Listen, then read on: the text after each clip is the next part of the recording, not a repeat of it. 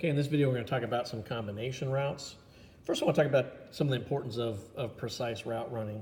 And I'll give you two examples of this. The first is, let's say on a 5 route. On a 5 route you're going to drive here, right, 5 steps and cut in on that 5th step.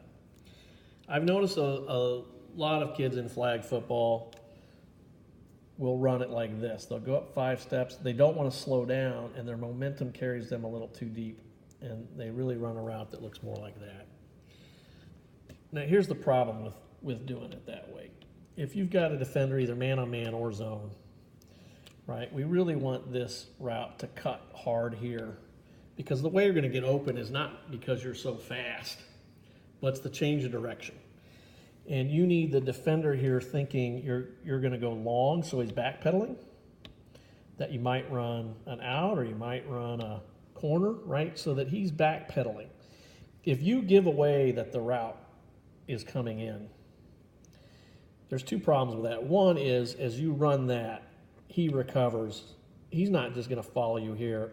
A good defender is actually going to cut in anticipating the pass and pick it off. All right?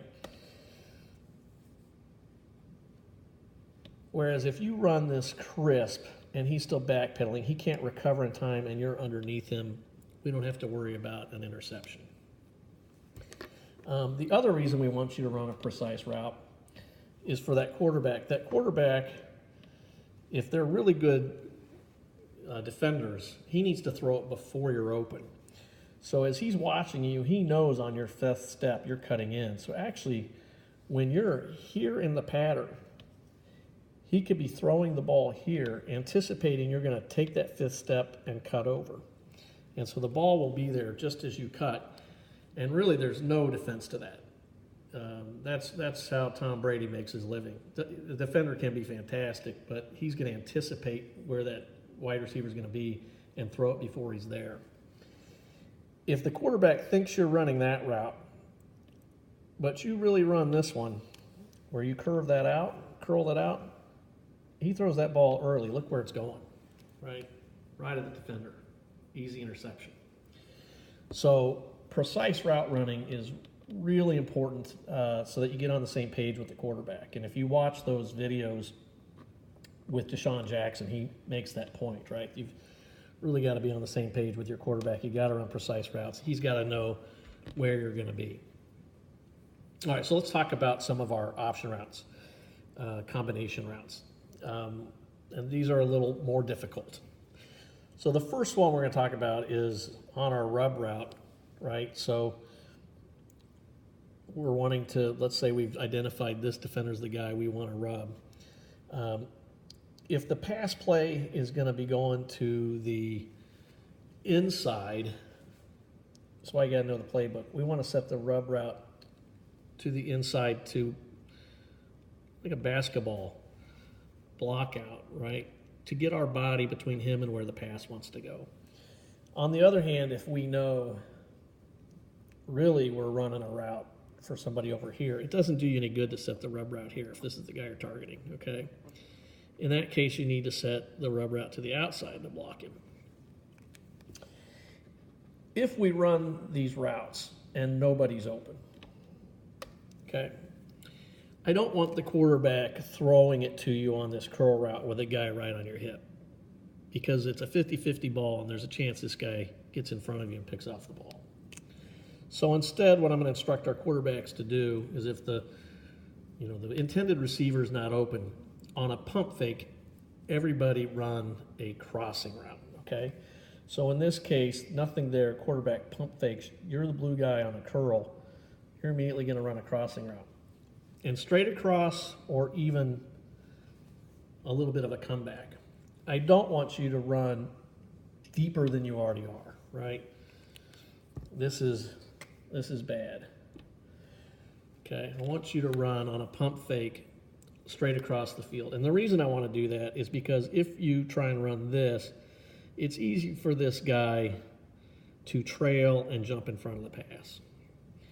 Whereas if you're running straight across, it's a little harder for him. He's got to be faster than you. He can't take a better angle necessarily. And even better if you're coming slightly back towards the line of scrimmage. So when you get that pump fake, run a crossing pattern. Don't run any deeper, right? Run straight across.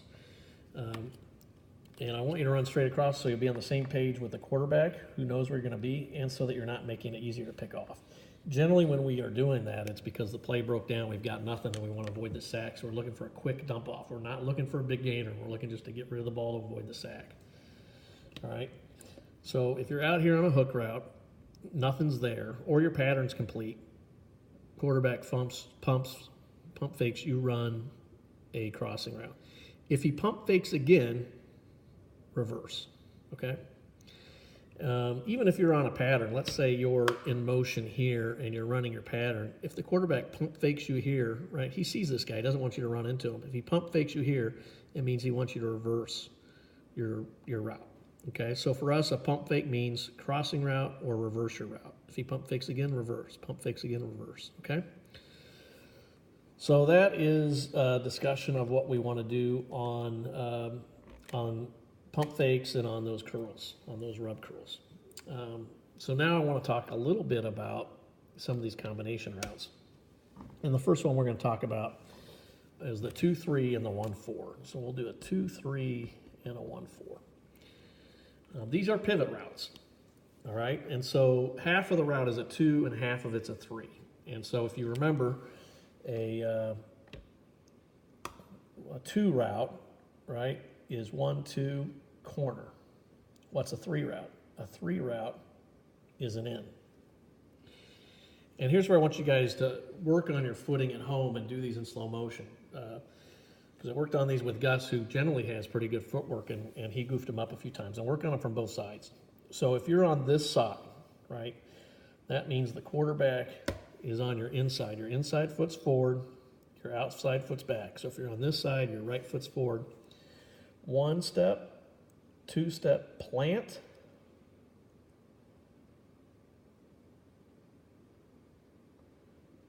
Gonna run a corner. See, I even had to think about it. And then an in. All right, so that's a 2-3. So practice it. And we've got some videos of Gus running it. 1 step, 2 step, corner, in. All right, that's a 2-3. In the NFL, they call that a pivot or pivot in. Okay. All right, let's talk about a 1-4 route. On the 1-4, all right, what's a 1? A 1 is, right, inside foot is forward. You take 1 step, will be your left step, and you run a slant. All right, so there's our slant route, right? But now it's a combination. If you look at it, our route tree, a 4 is an out. Right? So this is a pivot out.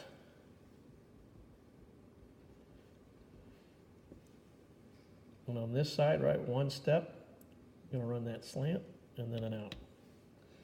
So that's a pivot out. That's a combination route. Now, if you try and round these off, these get easy for a corner to pick off, right? If you're not running precise routes, it's going to be easy for him to get in your way. The other reason we'll run these pivot routes is it actually will slow you down. On some of these routes, we have designed where the stack receiver behind you is clearing out. All right, he may be doing a route like this. And if you run this too fast, you're going to collide here and create congestion. So this is basically a 5-6 step route that allows this guy to clear out, and you can become the primary receiver. If you don't run it right, don't do the correct steps, the plays won't work well together, the routes won't work well together, no one will be open.